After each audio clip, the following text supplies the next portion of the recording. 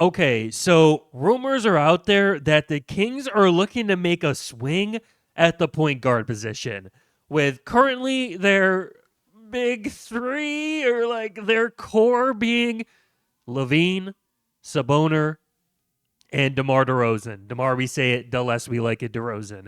And there's also been rumors that they're trying to trade DeRozan, which just leads me to believe that the Kings are just going to continue to be the Kings under Ron Adive. Um, they just don't know what the heck to do to get out of purgatory because to me, if I'm running that team, I think that De'Aaron Fox trade, I think the Halliburton trade was unforgivable. I was saying it the whole year, even when they were making the playoffs, like long term, that was going to be a disaster. And we're seeing that now. But once you're at that spot where clearly a Fox Sabonis core is not getting you anywhere, I thought they actually did a decent trade to get off De'Aaron Fox. Like, not to get off De'Aaron Fox like he's any liability, but like, they got a decent return package. They got some picks, and I felt like that was a good start to just rebuilding it all, blowing it up. But if they were going to trade De'Aaron Fox, what type of sense does it make to go out and get a point guard that is slightly worse after the fact? But that seems like what the Kings are trying to do. So they're interested in Darius Garland and Trae Young, and I've made some mock trades that they could do to make it work. But for me, it's just time to say, all right, we'll keep DeRozan's contract and let's just tank. Let's trade Sabonis. Let's tank. But these trades for the Kings would probably look something like this. There's reason to believe that Darius Garland could be like a sleeper available guy with the second apron stuff. They're going to probably at some point, you would think, have to choose between Jared Allen and Darius Garland, with Garland having been underwhelming in the playoffs and him costing more than Jared Allen. There's a chance that they can move off from him and do a deal sort of like this and maybe swing Keegan Murray elsewhere or now moved Keegan Murray to the 3 and then trade DeAndre Hunter for a replacement point guard. I don't know. But like for the Kings, it's like, cool, you get a little bit better in the short term. And yes, Darius Garland is young, but like, where are you ever going with Darius Garland, Sabonis, DeRozan? Like, where is that taking you?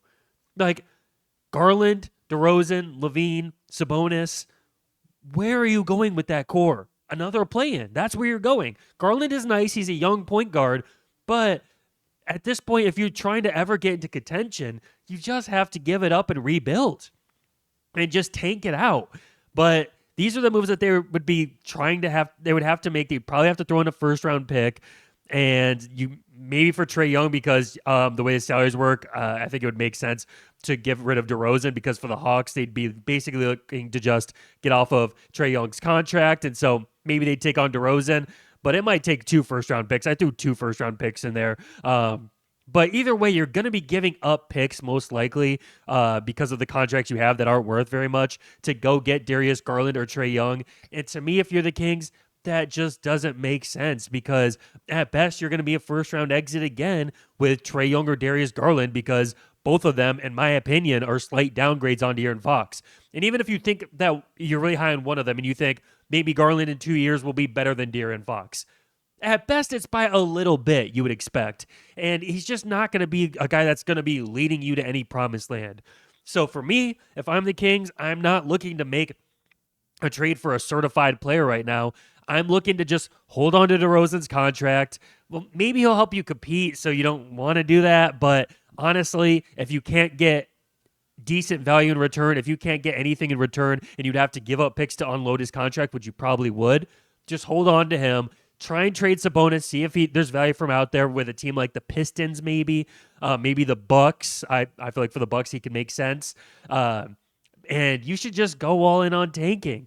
You have your own first-round picks, and just rebuild it to get back to contending because right now you just don't have a young core of anything to build around. It would be one thing if Keegan Murray was looking like he's on a trajectory to maybe be a star, or Devin Carter really looked like something, and then you felt like for the future, oh, Garland, Devin Carter, and Keegan Murray, that might be something. And I like Keon Ellis. I like a little bit of what they have, kind of, but it's just never going to get you realistically anywhere close to contention. And I think this is just going to keep them in purgatory for the next foreseeable future if they get Garland or Trae Young They'll stay competitive. They'll stay around the play-in. They'll maybe get into the playoffs, maybe get some first-round exits. I actually kind of like the look of Christie as a coach, but you're just never going to be a serious team, in my opinion, if you keep looking to get guys that are going to keep you competitive for the foreseeable future, but not ever make you a real serious threat to anything.